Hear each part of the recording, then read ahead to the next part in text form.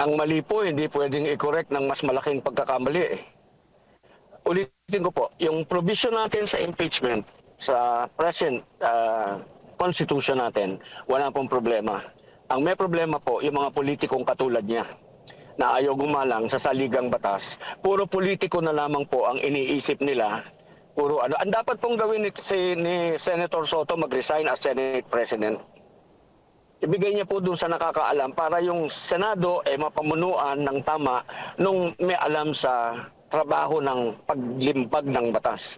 Si Senator Soto po, with all due respect to you, Senator Soto, I see you as a person with, ano ka lang po eh, wido lamang yung decision ni Senator Soto tsaka patriarchal.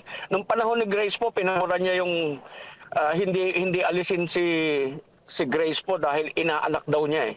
Not because of na hindi dahil base sa batas or any qualification pero dahil inaanak niya at hindi raw siya papayag na maalis si Grace po dahil inaanak niya yon. Kaya sinustay niya na yung Senate, ang stand ng Senate, ay yun ang naging stand ng Senate. That is not a legal stand. That is a personal stand. Kanya ba yung Senado? Hindi naman po ganun yun.